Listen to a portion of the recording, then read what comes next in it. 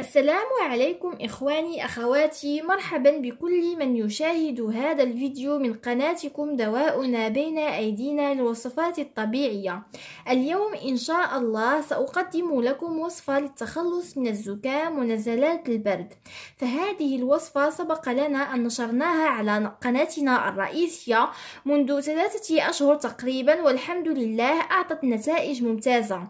لذلك أردت إعادة نشرها هنا في قناتكم دواؤنا بين أيدينا، وخصوصا في هذا الوقت العديد منا مصاب بنزلات البرد. فهذه الوصفة طبيعية 100% وسهلة ولها فعالية ممتازة وصالحة كذلك للأطفال.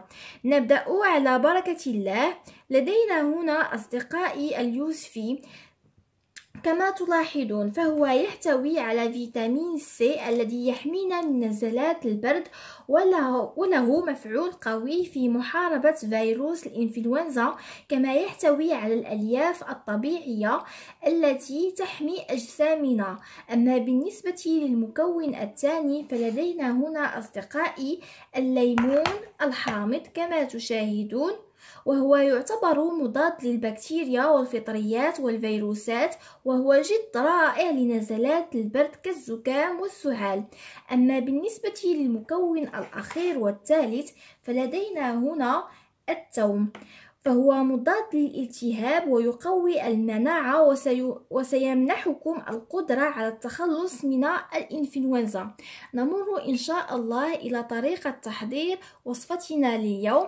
سوف تقومون أصدقائي بتقشير 4 حبات من اليوسفي، فأنا سبق لي أن قشرته ها هو ذا كما تلاحظون. سوف أقوم أصدقائي بإضافة له شريحة من الليمون الحامض، ثم 4 إلى 5 فصوم من الثوم، وسأضعه على نار هادئة لمدة 10 إلى 15 دقيقة، وسأضيف له أيضا كأس من الماء على هذا الشكل. سوف أقوم بطبخه ثم أعود لكم. فبعد طبخ اليوسفي مع الثوم وشريحة الحامض كما تشاهدون، سأقوم بطحنه أصدقائي وهو ساخن. سوف نقوم أصدقائي بطحن جميع المكونات المتواجدة في هذا الخليط على هذا الشكل.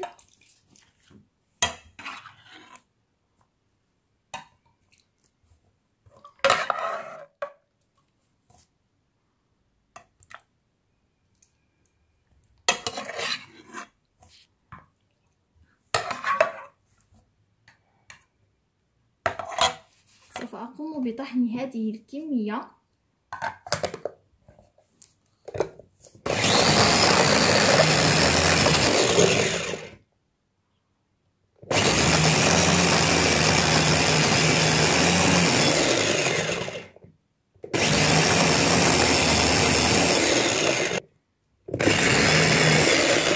سوف أقوم أصدقائي بإضافة الكمية المتبقية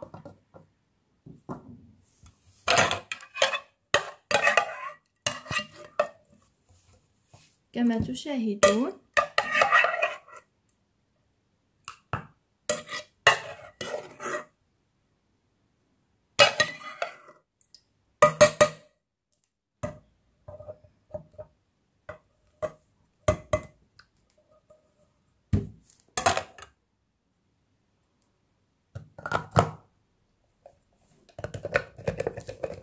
فبعد طحنه أصدقائي حصلنا على هذا الخليط كما تشاهدون، رائحته جد زكية ومنعشة. الآن أصدقائي سأقوم بتصفية الخليط كما تشاهدون.